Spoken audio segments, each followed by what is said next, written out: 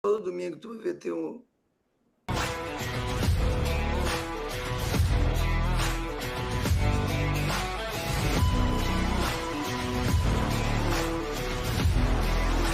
Isso é uma piada! Vamos continuar lutando por um Porto Alegre melhor, um Rio Grande melhor, um Brasil melhor. Bandido, vagabundo pode matar quem quiser lá, tira o corpo aqui embaixo, tá tudo certo. A polícia não pode subir atrás da vagabundagem.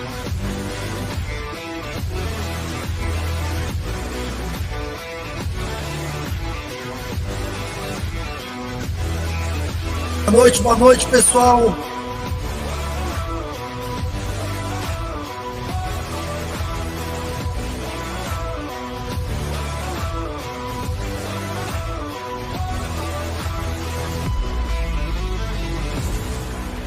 Agora, tu vê se eles dizem isso na televisão.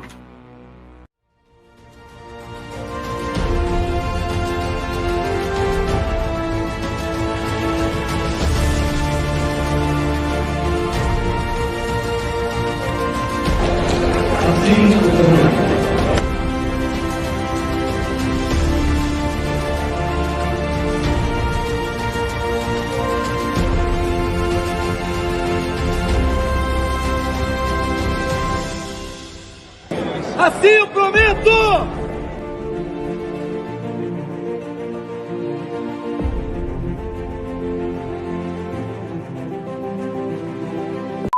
Exatamente, Lacombe. Na mesma semana em que Biden e Lula se reúnem nos Estados Unidos, um extraterrestre foi capturado e levado para território militar americano. O ser estranho se encontra na famosa Área 51. Lula e Biden se ofereceram para ajudar porque de 51 o Lula entende, enquanto Biden entende de ser estranho. Como o extraterrestre se comunica através de uma linguagem completamente confusa e incompreensível, Dilma Rousseff foi chamada para fazer o primeiro contato com o alien. Após poucas horas de conversa com a Dilma, o ET garantiu que vai deixar a Terra porque busca planetas com vida inteligente.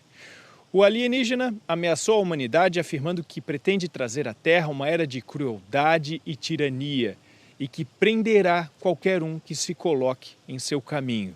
Mas as vagas para o STF só abrem daqui a alguns meses, afirmou Alexandre de Moraes em resposta no Twitter. Se ele aguardar, tudo bem, completou o ministro.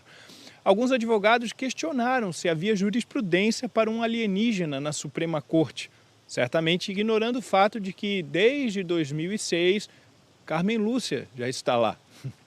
Em resposta, a OAB, sigla de Ovos do Alexandre Babamos, cassou o registro dos advogados mal criados, resolvendo o impasse. Como um verdadeiro tirano, o alienígena quer explorar nossas riquezas e ficar rico às custas dos seres humanos. Por isso marcou uma reunião com Cláudia Raia para entender um pouco mais sobre a Lei Rouanet. O extraterrestre se impressionou com a nossa fauna, já que manadas inteiras parecem estar descontroladas em período de acasalamento ao ar livre, que acontece uma vez por ano, sempre antes da quaresma. O disco voador não poderá seguir viagem até que o ET esclareça como pousou na Terra sem máscara e sem pelo menos 2 doses da Pfizer, que a propósito está lançando no próximo mês uma nova picada contra a variante jupiteriana. Não fique fora dessa. O alien foi informado pela Anvisa que nenhuma decolagem será permitida sem o uso de máscara. Ele ainda tentou argumentar que viaja sozinho e não haveria perigo de contaminação, mas a Anvisa, que é irredutível quando se trata de saúde pública, determinou que o alien deverá seguir viagem decolando seu disco voador da Sapucaí em meio a um bloco de carnaval lotado, que é o único local seguro para não se usar máscara. Alguns fãs do recém-chegado extraterrestre já o chamavam de Thanos, na esperança de que ele nos salvasse de uma vez por todas. Mas, no final das contas, ele deve ir embora deprimido por não conseguir realizar seu principal objetivo da visita, que era uma questão familiar: levar de volta para casa sua irmã, que foi deixada por engano aqui anos atrás. Só que Marina Silva preferiu ficar. Voltamos ao estúdio Lacombe.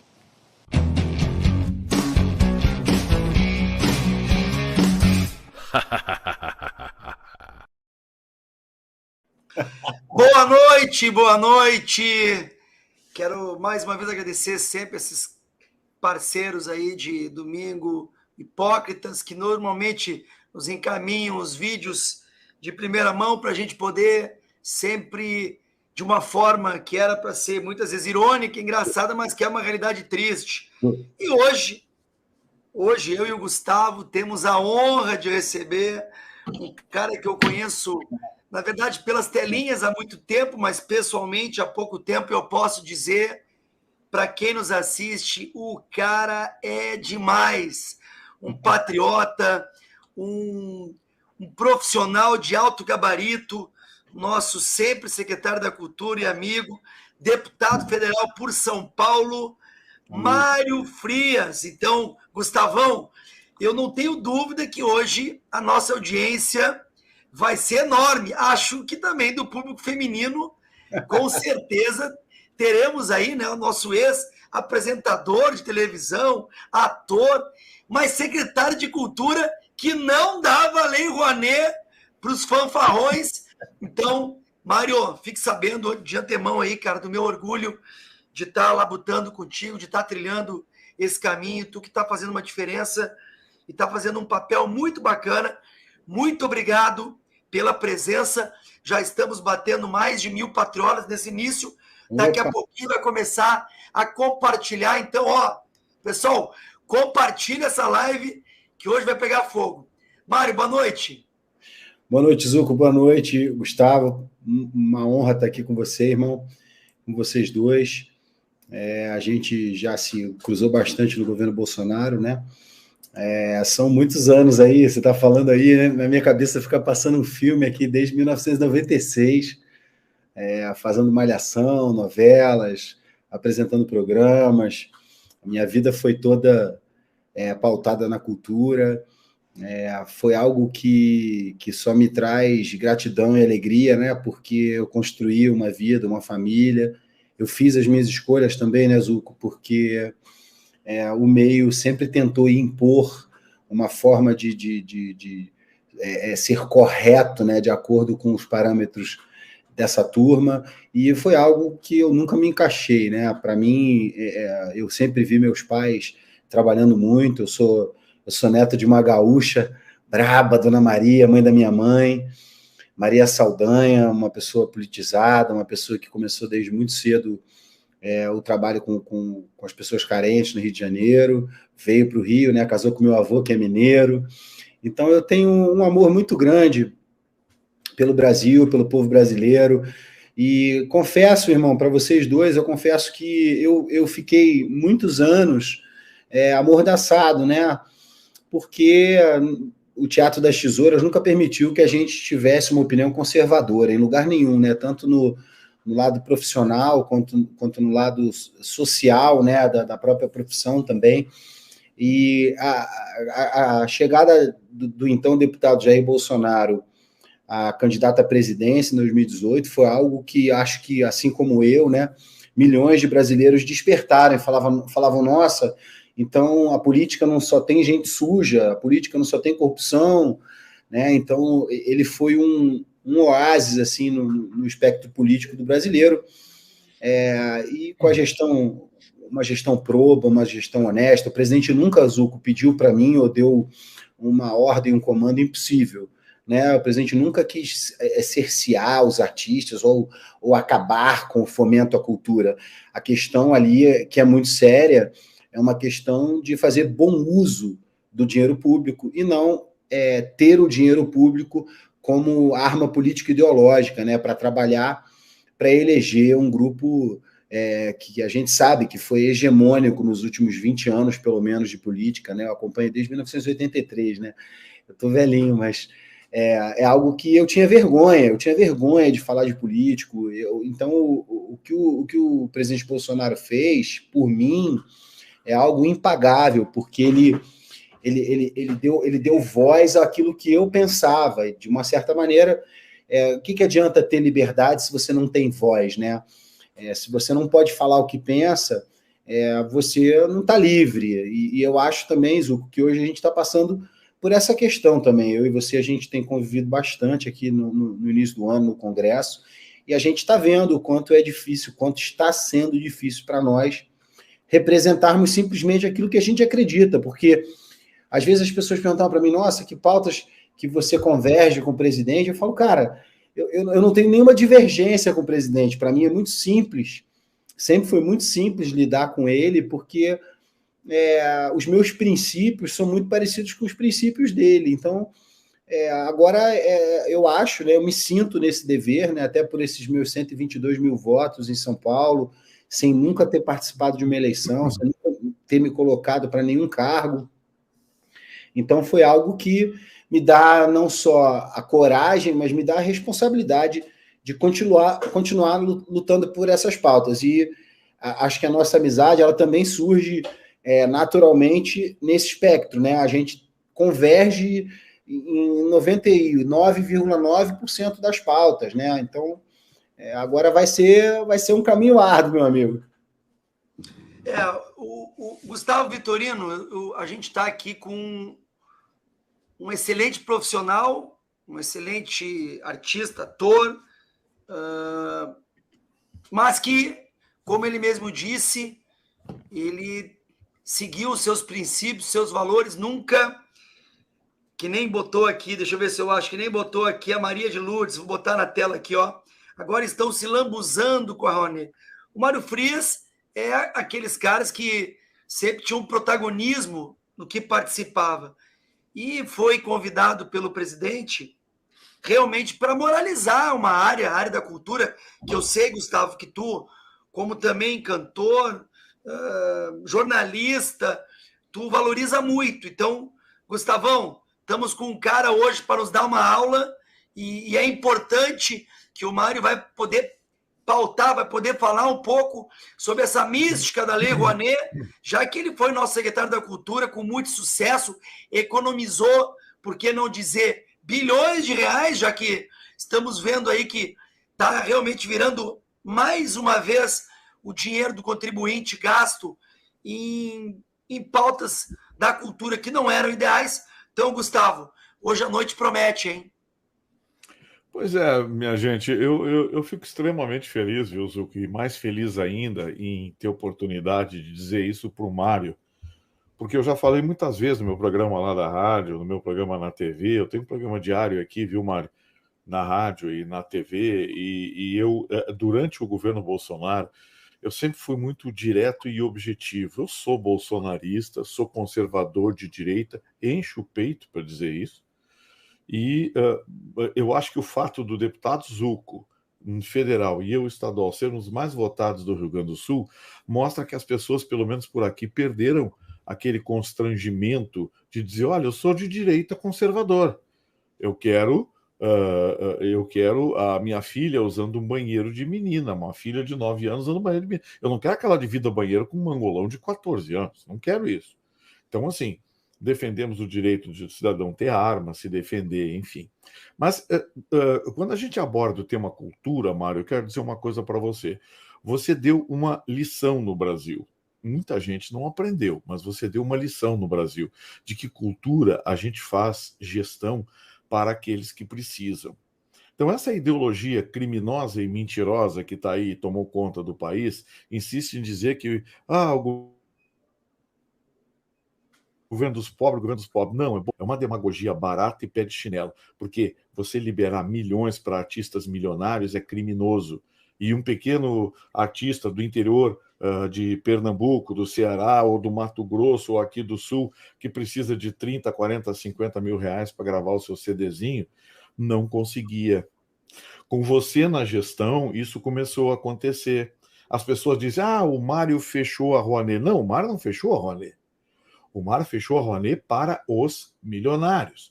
E não fechou, simplesmente foi estabelecido um novo limite de ganho para o artista. Acabar com aquela orgia de ele pegar 1,5 milhão e botar 1 milhão de cachê nas despesas da Rouanet, para depois justificar. Não.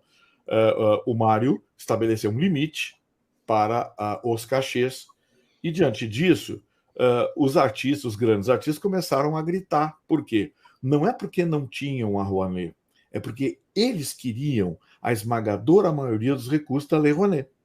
Enquanto que aquele jovem violeiro lá do Mato Grosso, que precisava de 30, 40 mil para gravar o seu CDzinho, esse conseguia. Esse conseguia, apresentava o seu trabalho. Então, quando se diz hoje, mas o Bolsonaro acabou com a Lei Rouanet. Não, o Bolsonaro deu sentido à Lei Rouanet. E você, Mário, foi o responsável por isso. Você deu uma lição de gestão em como se faz cultura voltada às pessoas carentes, aos artistas principiantes, aos artistas que estão começando. Então, eu quero aqui no início da nossa live, desde já, mandar um abraço para você, agradecer a você, porque lá no fundinho eu já fui artista no passado, tocava meu piano, meu violão, minha guitarra, lá fiz parte de alguns grupos. Enfim, não convém trazer o passado, senão o Zuca é muito fofoqueiro, vai acabar me entregando. Mas o mais importante, Mário, você mostrou para que serve a Lei Rouanet e como a gente gostaria que ela continuasse dessa forma. Mas o que a gente viu foi exatamente a inversão de valores. Imediatamente se fechou a porta para os artistas pobres, artistas iniciantes, e começou a se dar 5 milhões para não sei quem, 3 milhões para não sei quem, mostrando como não se administra um projeto que é bem intencionado, mas no Brasil virou ferramenta política da esquerda. Pessoal, eu quero fazer uma pergunta para o Mário, mas antes de mais nada, nós já estamos passando de 2.000 patriotas num domingo de carnaval. Olha, muito obrigado pela consideração.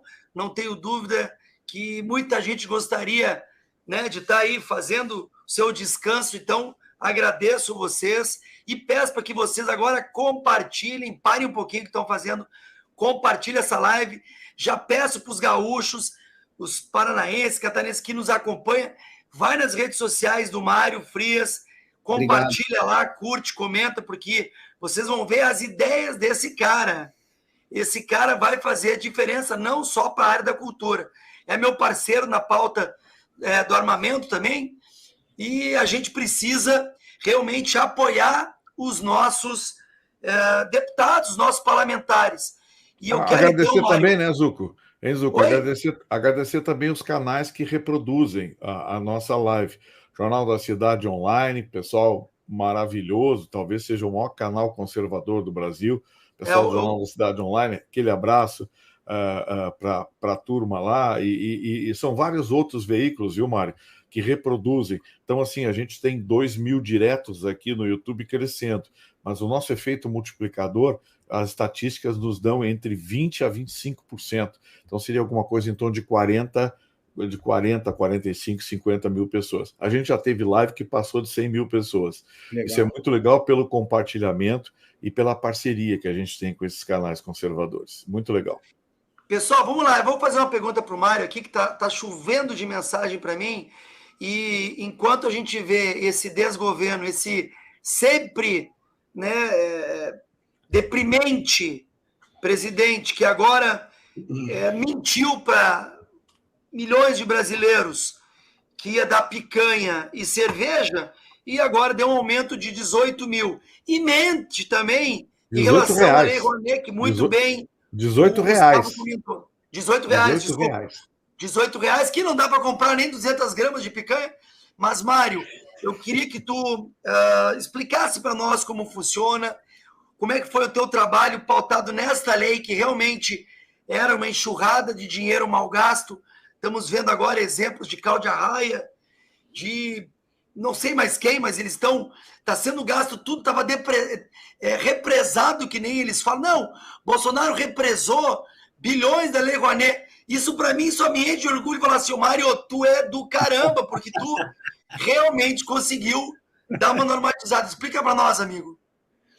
Zuco, o Vitorino está falando... O Vitorino falou tanta coisa ali, né? Por ele já ter convivido, né? Por ele ser um artista no espírito. A gente nunca deixa de ser artista. A gente pode até parar de executar aquele trabalho, aquela arte em si, mas o artista é algo que pulsa dentro da gente a vida inteira, né? Tá sempre ali aguçado, né? Vendo um bom filme, ouvindo uma boa música, você tá sempre progredindo, né? Lógico que o exercício requer a dedicação, mas a gente nunca deixa de ser, né, irmão? Se você toca piano, violão e já tocou em banda, esse tipo de coisa, você tem isso dentro do seu coração. O que acontece, gente? Eu sempre ouvi falar muito sobre a questão da Rouanet, né? Algo que a gente politicamente escuta principalmente através do então deputado Jair Bolsonaro, né? Ele sempre falou sobre isso, né? E o que acontece? A lei de fomento, ela é muito importante. Ela é uma lei, como o Vitorino falou, ela é uma lei criada para alicerçar os artistas em todo o nosso país, continente, né? Não é algo que você deve privilegiar alguém, até porque a lei impede a tal da análise subjetiva, que é quando o gestor define o que é bom e ruim.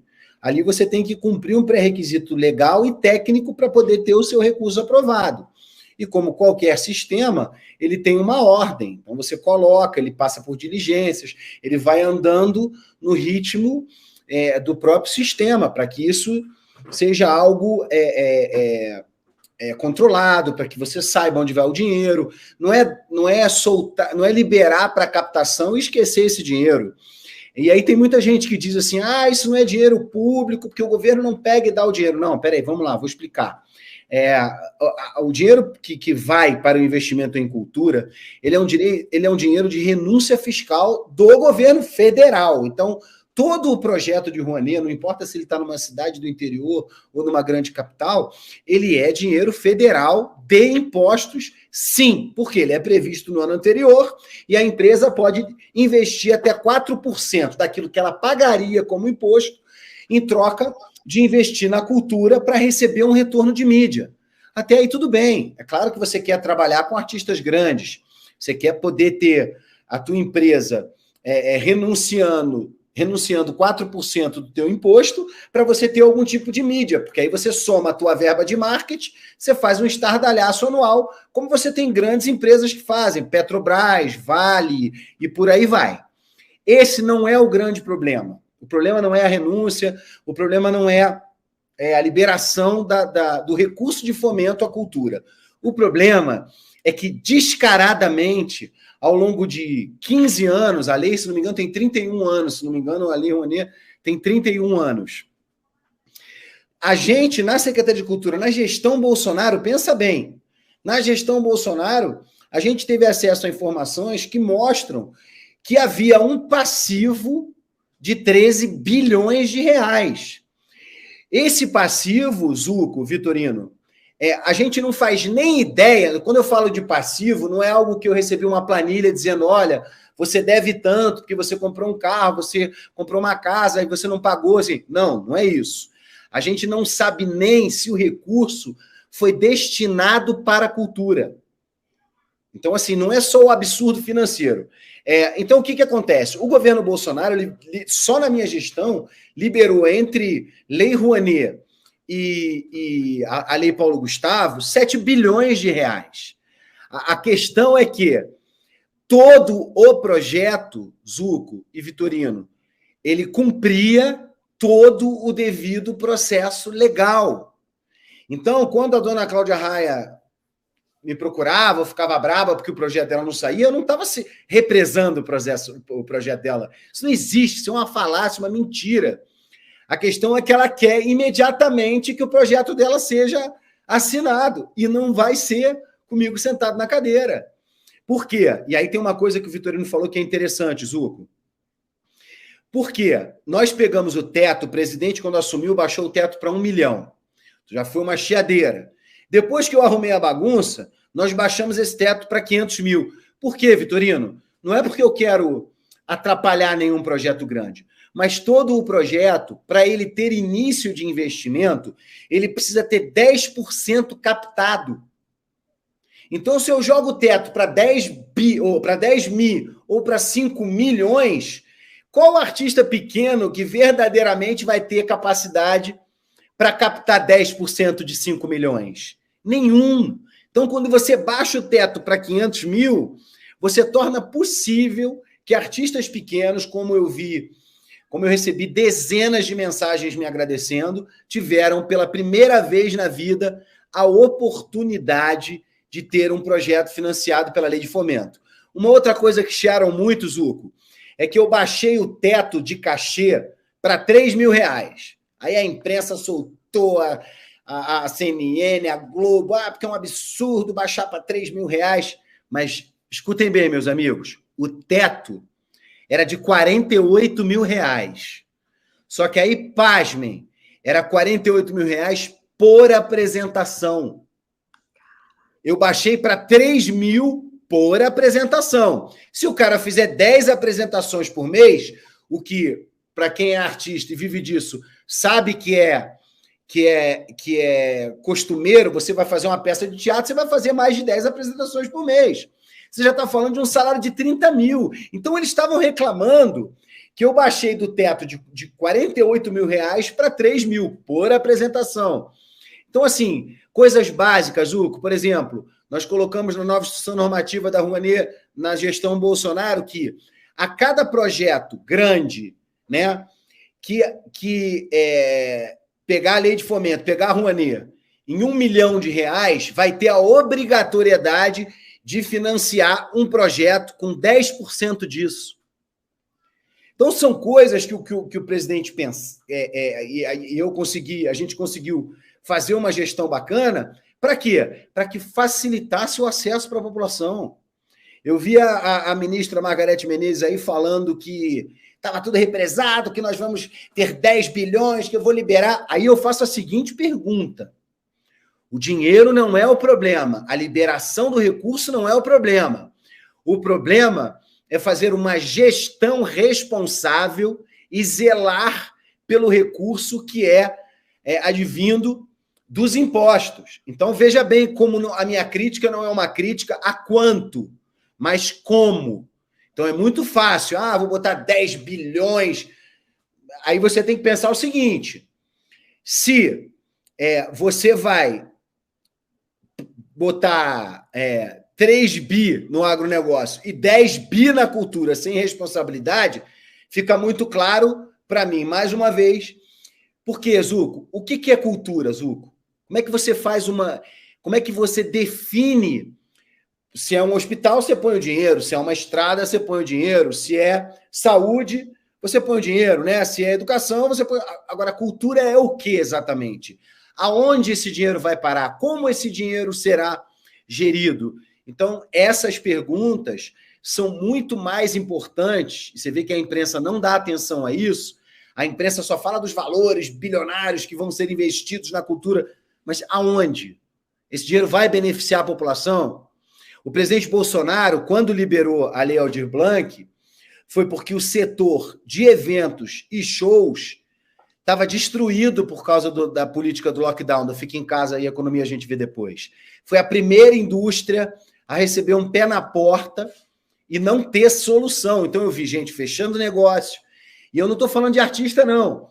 Eu estou falando da camada que sobrevive com os artistas, que emprega, que profissionaliza, que investe no interior do Brasil. Então, assim, aí havia uma necessidade específica para se investir 3 bilhões de reais. Aí, óbvio que depois virou a bagunça de sempre, os caras manobraram como quiseram, e eu tenho críticas, tanto a Rouanet quanto a Aldir Blanc, e a nova lei Paulo Gustavo também. Por quê, gente? É óbvio que eu quero que o setor se desenvolva, é óbvio que eu quero capacitação, profissionalização, é óbvio, eu venho disso. O que eu não aceito, como eu não aceitaria na minha vida, é jorrar dinheiro somente para o grupinho político ideológico, porque é isso que acontece. Gustavo Vitorino, que aula, hein? E vocês... Eu acho que o Mário deixou bem claro aí o que acontece, acho que não resta dúvida para quem não conhecia, agora fica sabendo o que foi a gestão dele, que foi a gestão Bolsonaro na cultura. Só que tem uma coisa, eu estou recebendo mensagem aqui no meu link direto aqui, as pessoas, em vez de fazer perguntas para o Mário sobre a Lei Rouanet, sobre a gestão, já teve 2 perguntas aqui iguais. A dona Sofia e a dona Margarete perguntando: ô Mário, o beijo na boca na novela é de verdade? Pô, gente, isso não é pergunta que se faz essa hora, né? Como tudo na vida, às vezes é de verdade, às vezes não é de verdade, mas 90% das vezes não é de verdade. Mas olha, Gustavão, eu vou provocar aqui, e é importante essa explicação, porque realmente a gente vê como eles mentem. O que eu fico... eu acho que o Mário deve estar se surpreendendo também agora no mundo da política, né? Depois de ele ter tido uma carreira brilhante como ator, apresentador, e agora como gestor, ele deve ter visto como este desgoverno mentiu para atingir um objetivo. Eu até quero fazer uma colocação sobre as eleições que passaram, e eu fui verificar esses números, eu fiquei chateado em saber que 37 milhões não foram votar, e isso realmente fez a diferença, porque para aquele que oferecia picanha e cerveja, acabou tendo uma repercussão muito negativa para nós. Melinho, coloca, eu quero que tu coloque agora como continua a imprensa. A Ju está falando que a nossa live caiu no Instagram, viu? Oi? A nossa live foi encerrada no Instagram, foi? Foi. No Instagram? Minha esposa está falando aqui. Tá, eu vou dar uma... pode ser que... Sabe que a gente foi censurado já, né, Mari? Então, não duvido que possa ter acontecido, mas passamos já de 2.000 patriotas pelo nosso controle aqui, que eu estou vendo que a gente tem o somatório, tá bom o negócio. Melo, coloca o vídeo daquela jornalista que eu prefiro não falar o nome, para o Mário ver, porque ela consegue ver um bom governo dele. Acompanha aí, Mário. Mudando esse foco, né? Miriam, e nesse mês e meio de governo que já tivemos aí, o que já andou? Muita coisa andou. É impressionante que só tenha 45 dias, hoje 46 dias, do governo do presidente Lula. Fez uma enorme diferença, por exemplo, na vida dos Yanomami. Fez uma enorme diferença no combate ao desmatamento na Amazônia, que agora você tem o IBAMA no controle do combate ao desmatamento. A lei voltando a ser respeitada. Uma mudança grande na área da saúde, na área da educação. Já volta as prioridades para o ponto certo. No caso da política habitacional, as pessoas com menor renda voltam para o programa e com subsídio, que é isso mesmo, o subsídio existe para ajudar os pobres a terem a sua residência. O Bolsa Família volta com os mesmos critérios de antes, porque você não pode ter um programa de transferência de renda sem critério. Então, muita coisa mudou. Eu acho que o mais importante também que mudou foi o seguinte, e ficou claro no dia 8 de janeiro. O governo passado tinha uma política de enfraquecimento da democracia. Isso ficou claro no dia 8 de janeiro, com ataque a todos a sede dos poderes. E no governo Lula você tem um respeito à democracia e às instituições e a construção desse pacto. Então, acho que em um mês e meio aconteceu muita coisa no governo Lula, muita coisa para melhor. Combate, por exemplo, ao armamento descontrolado. Enfim, a lista é grande e meu tempo até já acabou, Ana Paula. Você tem crédito para... Eu fico imaginando, né, realmente, como muitos brasileiros acabam acompanhando uma irresponsável de uma jornalista que nem essa, irresponsável, mentirosa. Desde quando o Lula mudou a vida dos Yanomamis? Desde quando a FUNAI apareceu agora? Desde quando o armamento que ele está dizendo melhorou? Ela não sabe nem ver os números da segurança pública. E Zuco, eu vi um negócio inacreditável, que Lula entrega quase 4.000 casas do Minha Casa Minha Vida. Como é que construíram 4.000 casas em 45 dias, hein? Essa gente não tem... Eles não têm mais pudor para mentir. Mas isso aí, para mim, Zuco, não é nem um pouco por acaso, né? Eu tenho um olhar, né, uma visão muito mais aprofundada do que acontece ali, né?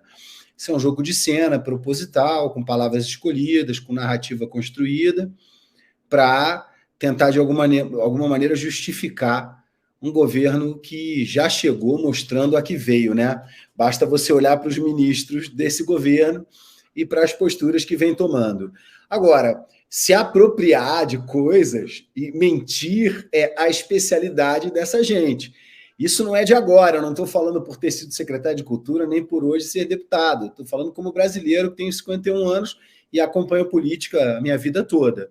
Então, mentir, dissimular, se apropriar é eles são mestres, né? E essas questões todas que a gente está vivendo sobre democracia chega a ser uma piada, né? É uma verdadeira piada o que está acontecendo hoje. Eu quero dar um exemplo aqui particular, né? Que eu hoje, quando eu vou escrever um Twitter, eu faço uma revisão de texto para saber se eu estou falando alguma coisa que eu não posso falar hoje em dia. Existem algumas palavras que a gente simplesmente não pode escrever ou citar em algum vídeo, ou vamos ter o único canal que a gente ainda tem para poder mostrar o nosso trabalho. Porque muita gente falava, porra, vocês são muito cachorro louco aí na cultura, não sei o quê. Eu falava o seguinte, olha, a única estratégia que eu, como secretário da Cultura, fiz foi, eu não vou perder tempo do meu dia de trabalho respondendo à imprensa.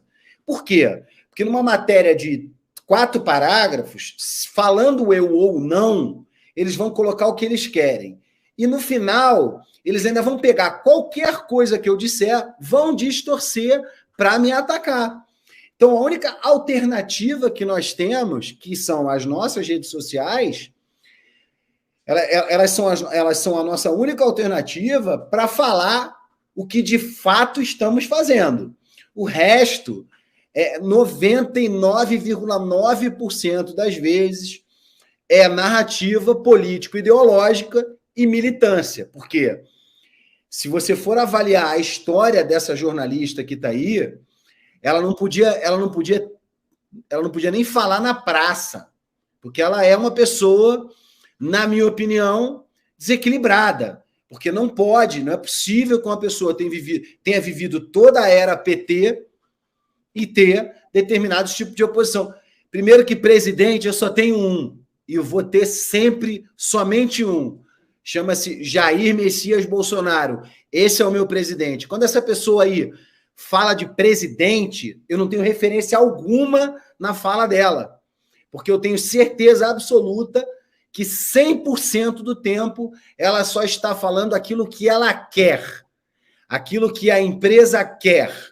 Ela jamais está ali a serviço da verdade e dos fatos. É isso aí. Gustavão? Quando eu vejo coisas assim, eu lembro do livro do professor Lyle Rossiter, um psiquiatra americano que escreveu um livro chamado A Mente Esquerdista. A forma como essas pessoas distorcem a realidade. Elas não enxergam o mundo que está à sua volta. Elas enxergam o seu mundo que elas criaram no seu íntimo e desconhecem tudo que está à sua volta como uma coisa, quase que com um comportamento psicopático. É uma coisa assustadora. O livro do Lyle, ele descreve em detalhes como a mente vai se corroindo diante da realidade do lado de fora da porta. As pessoas passam a ter uma conduta e um comportamento tão distorcido que elas, primeiro, perdem o bom humor, se tornam pessoas amargas, porque elas têm dificuldade de confrontar o cotidiano. Agora, tem um outro aspecto também, tem um aspecto do oportunismo. Tem gente que ganha dinheiro com ideologia. E a gente sabe que muitos dos comentaristas da Globo recebiam de governos petistas poupudos cachês para palestras. Aquelas palestras que o Lula fazia, né? Que ninguém nunca viu, ninguém nunca gravou, ninguém nunca viu uma palestra do Lula. Mas ele tinha lá no Instituto Lula uma grana preta entrando, a lavanderia de dinheiro vergonhosa. E esses tais comentaristas, e essa moça não é a única, não. Tem muito mais gente lá que tem isso. Agora começam de novo a fazer palestra para órgãos públicos, para empresas públicas, enfim. Porque, Vitorino, o que acontece lá é algo muito básico, que é assim, se o meu chefe faz um discurso, eu não posso destoar desse discurso. Então, ou você fica calado, ou você repete feito um papagaio. Então, ela tem algum status dentro dessa emissora, portanto, ela tem contatos acima da maioria. Então, quem está abaixo vai fazer curupaco ou vai perder o dinheirinho. A gente viu também, ao longo de muitos anos, aqui a política sobreviver disso também, porque eles continuam fazendo claque, fazendo coro para esse tipo de narrativa construída e afirmada pela imprensa diariamente. Agora, o que é legal, o que é bonito da questão de você entender a forma do presidente Bolsonaro governar é que eu e o Zucco, por exemplo, a gente pode ter divergências, mas a gente vai sentar e vai conversar. Então, isso é algo que nunca se viu no Congresso. Porque quando você, na minha opinião, tá? Estou falando da minha pessoa. Se eu estou no Congresso, eu fui eleito pelo povo, eu não preciso gostar de você, Vitorino. Eu não preciso achar você bonito, não preciso achar você legal. Eu preciso entender que determinado projeto que você está propondo é bom para a população.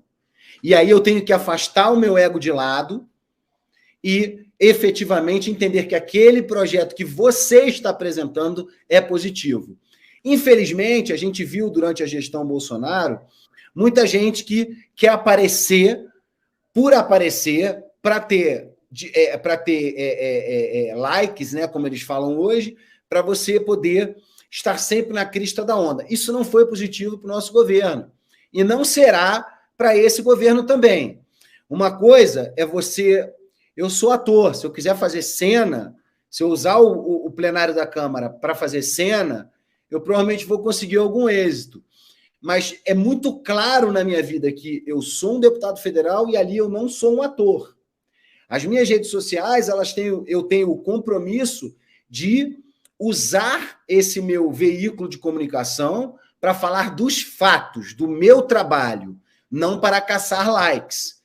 Então, isso é uma coisa que a gente tem que tomar muito cuidado, o Zucco sabe disso, a gente tem conversado em grupo, tem agora a mídia querendo vender que o PL está rachado, que o PL tem o PL raiz, tem o PL radical. Olha, de todas as reuniões que eu tive no partido, eu não convivi com nenhuma divergência grave, com nada que possa abalar as estruturas desse partido. Nada. Até porque muitos dos que já estavam na política, diferente de mim, que estou chegando agora, tiveram a experiência do PSL. Então, essa turma está madura. Eu tenho visto muito mais deputados prontos para trabalhar, para apresentar bons projetos, tanto que a gente vem colocando uma série de projetos importantes, pelo armamento, pela defesa das nossas crianças. E a gente está unido, né, Mário? E a gente está unido. Muitas vezes o cara tira uma iniciativa deles para apoiar uma gestão única, que é o mais importante. O protagonismo tem que ser da direita, e não do Pedrinho, da Mariazinha, do Mário, do Zucco, do Gustavo.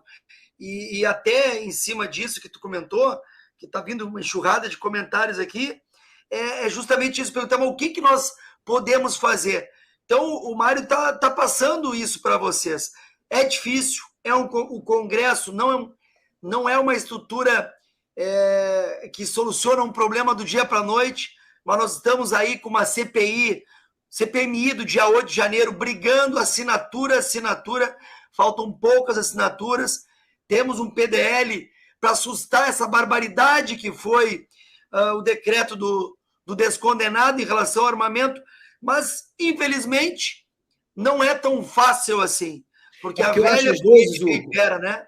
Eu acho, às vezes, que eu até me coloco como cidadão, que ele vê a gente como uma linha de frente. E essa cobrança ela vai surgir mais exacerbada, mais equilibrada, mas não adianta a gente se posicionar para ficar dando resposta pública. Isso não é efetivo. O que nós precisamos fazer é o que eu vejo que estamos fazendo. Reuniões, bons projetos apresentados, as pessoas unidas para fazer aquilo que é melhor para o povo e não para cada um. Eu tenho visto isso e eu estou muito contente quando eu percebo que essa é a estratégia. E outra coisa, é um jogo de xadrez. O que está acontecendo hoje não é um jogo de jogo da velha, é um jogo de xadrez. Cada movimento vai ter um objetivo, cada recuo vai ter um objetivo. É óbvio que a população, principalmente a que enxerga tudo de bom que o governo Bolsonaro fez, todos os movimentos que não vai acabar, porque o mais bacana disso tudo é perceber que a gente preservou essa vontade, essa garra de representar o patriotismo, de sermos cristãos, de respeitarmos Deus, a família, de buscarmos alternativas. Agora, nós precisamos de muita maturidade nesse momento que a gente está vivendo agora, Zucco, e eu conto com você para isso, porque eu sei que você tem uma experiência gigante no Congresso, para a gente poder mover as peças de acordo com esse jogo. O jogo está muito pesado, nós temos um dos poderes completamente desequilibrando o jogo, o Congresso, com uma série de erros durante a própria gestão do nosso presidente, está pagando um preço alto. Então, a gente, muitas vezes, como eu falei, mesmo sendo um deputado federal, eu estou pensando em que eu vou falar. Ora, a minha função é falar. Se eu não posso falar, então eu já estou num processo de censura. E tudo isso é real. Agora, o que as pessoas que estão nos assistindo, quero agradecer também a todo mundo que está aqui presente, as nossas redes sociais, pedir para as pessoas realmente seguirem a rede do Zuco, a minha, do Vitorino, porque é através delas que a gente vai poder falar a verdade. Agora, esse momento que nós estamos vivendo é um momento para sermos extremamente maduros e estratégicos, para podermos ser efetivos. Nós temos que buscar em cada ação aquela força máxima, né? Como um golpe, como uma munição quando bate. Você tem que ter aquele lugar certo para não desperdiçar energia e não ser atropelado pelo sistema. Olha só, eu vou passar um vídeo aqui para o Gustavo comentar, mas antes de mais nada agradecer a audiência enorme num domingo de carnaval. Muito obrigado, com certeza a gente sabe que vocês estão lutando por algo diferente como a gente. Nós estamos lutando por uma CPMI do dia 8 de janeiro, estamos acompanhando as pessoas que infelizmente estão presas, algumas injustamente. Eu sei que nós já falamos várias vezes que ninguém é a favor da depredação, do vandalismo, mas tem gente lá que declarou para nós, eu quero convidar o Mário na volta agora do Carnaval para a gente visitar lá a Papuda e a Colmeia, porque eu escutei do Nicolas, Mário, que tem mulheres lá que nem estavam no Congresso e estão presas até hoje. Então, realmente, que o direito deva ser respeitado. Ô, Melo, coloca os dois vídeos. Um do cara que quer ser famoso porque fez uma live cometendo um assalto, e o outro de um político, um descondenado aí, que eu acho que a palavra que ele mais fala é Bolsonaro. Coloca aí esse vídeo para nós. Apaixonado, né, rapaz? Pega. Vem, desce, porra. Desce, porra. Desce, caralho. Desce, porra. Desce, porra. Desce, porra. Desce. Sai. Me dá o cordão, tira o cordão. Tira o cordão, me dá o cordão. Me dá o cordão, tu é polícia, tu, coroa? Que barbaridade. Correto. Hoje em dia... Vai tomar. Tira a aliança. Calma, mano. Tira a aliança. Calma. Ó, cadê o telefone? Cara, pô. Bora. Tomar no cu.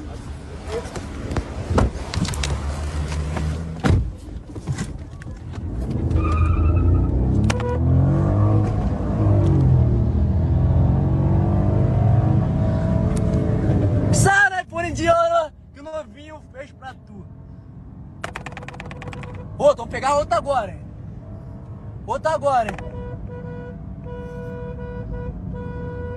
Tirando onda ainda. Vagabundo. Sem vergonha. Desce, Gustavo. porra, desce. Deu. Desce. Melinho, pode Desce. passar. Olha só, antes de passar o outro, segura um pouquinho. Antes de passar o outro, o Gustavo também é CAC, Mário. É colecionador, atirador, caçador. E a gente está acompanhando também. O Mário é outro cara que está à frente desse processo. Estamos também angariando assinatura para um PDL, como coautores. Na verdade, não é assinatura, somos coautores do projeto. E a gente está atento. E é uma busca incessante dessa CPMI para realmente ter aquele Flávio Dino para perguntar para aquele ministro por que ele está cometendo essas barbaridades, não só na omissão do dia 8, mas no trabalho no destrabalho, se é que dá para dizer assim, em relação à pauta armamentista. São milhares de empresas, de clubes de tiros que estão fechando. São 3 milhões de pessoas hoje, Zuco, trabalhando no setor. São 4,5% do PIB nacional.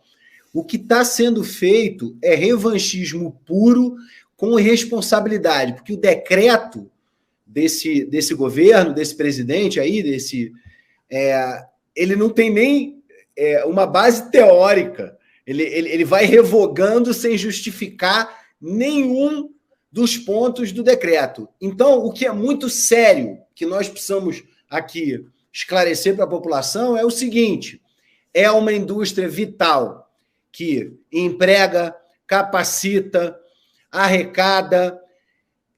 Essas pessoas hoje estão sem saber se elas vão ter um prato de comida. Estou falando de donos de clubes, estou falando de lojistas. Tem pessoas que estão com estoque preso, milhões investidos. Então, qual é a satisfação que essas pessoas estão dando? Quer dizer, que para ver uma cena como essa, desse vagabundo, desse garoto, assaltando com uma arma na mão, essa arma aí, que é ilegal, na mão de um vagabundo, ela vai ser tomada também. Então, há aí dois pesos, duas medidas completamente diferentes. Um é uma indústria pungente, que está empregando, que cresceu mais de 300% em 2021, de pessoas sérias, que têm que comprovar histórico criminal, que tem que fazer testes, que tem que comprar uma arma que não é barato. São pessoas que têm que provar a idoneidade. Então, peraí. Isso sim é uma ditadura, porque eu estou dizendo que eu não quero que tenha arma. Essa moça mesmo que estava há pouco aqui falando na Globo News aí, ela tem caso de andar armada, ela tinha um 38, ela se gabava que tinha um 38. Agora, para fazer o que ela fazia com 38 ilegal, eu não sei. Então, assim, a gente precisa ter precisa desenvolver um espectro de responsabilidade sobre o assunto. O decreto veio, é um decreto revanchista, não é um decreto criado legalmente ou judicialmente ou tecnicamente que explique ponto a ponto o que ele revoga.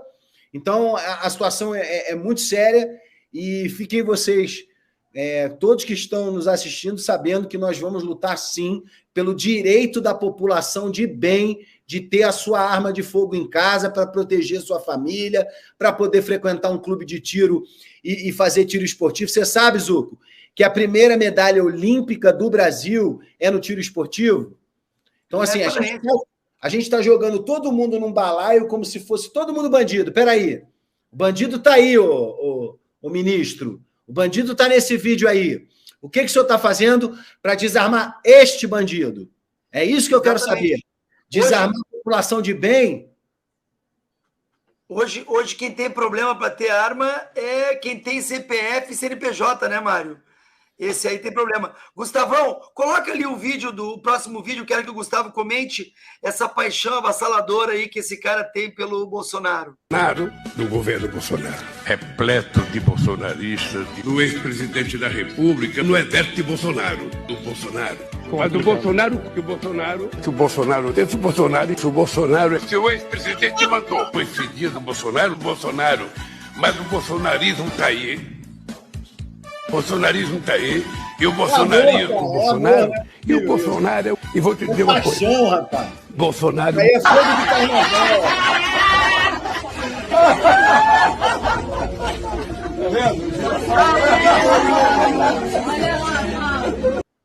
A gente fala essa live aí, ó, e cumprimentar o meu eterno capitão, o meu eterno presidente da República, rapaz. Que só tem um.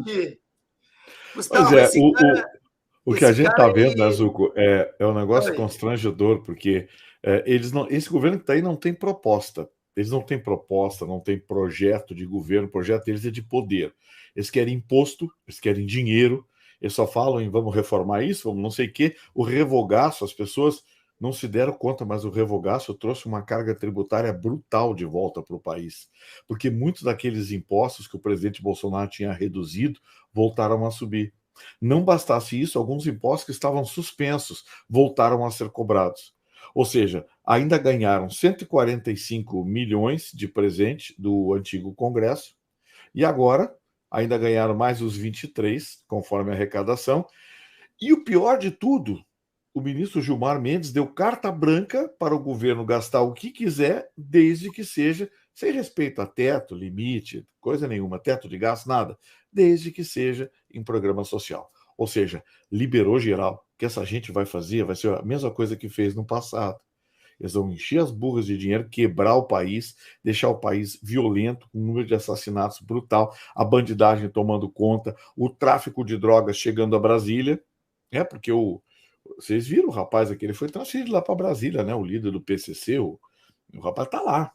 Será que vai ganhar um ministério? Não sei, mas daqui a pouco dão um ministério para ele. Outra questão também que eu vi, um amigo aqui de Brasília estava falando que está sendo pleiteado aí, né, votado pelo, sei lá, né, bom, enfim, deixa eu de falar menos, mas a tal da volta da visita íntima, Zuco. E aí esse cara estava falando para mim que simplesmente, se isso voltar, o crime organizado que está preso volta a comandar aqui fora, porque a última coisa que eles querem é visita íntima. O que eles querem é contato com o mundo exterior. Então isso aí é mais uma coisa que está jogada pelo tapete aí que a gente precisa se preocupar, viu, meu amigo? Gente, olha só, nós estamos próximos do... Sei que já vai começar aquele... porque olha, hoje foram só elogios nessa live, mas eu quero falar rapidinho na minha consideração final, depois eu vou deixar o Gustavão e o Mário. Nós estamos tendo algumas pautas que a gente não conseguiu abordar hoje. Quero muito que o Mário aceite de novo um novo convite, porque é muito bacana. A audiência foi muito boa para o domingo de carnaval. Com certeza, quando voltar, né, o trabalho, a galera vai entupir as nossas redes sociais. Mas algumas pautas que são importantes. Reforma tributária, inclusive fica aqui meu descontentamento em um grupo de trabalho que não teve uma representatividade aqui da região sul, não tem nenhum parlamentar, Santa Catarina, do Paraná para baixo. E era importante nós pautarmos para que realmente seja uma reforma tributária que venha atender os anseios da população e não daqueles que querem aumento de impostos. Também, eu vou pedir para o Melo, coloca aí, Melo, uma das coisas que nós estamos vendo, a volta do MST pujante. Isso é uma informação de última hora. Integrantes da Frente Nacional de Luta Campo ocupam fazendas. Olha só. Olha bem. Aqui, Mário, se tu não sabe, mas na década de 90, me fugiu o nome do soldado ou sargento da brigada que foi decepado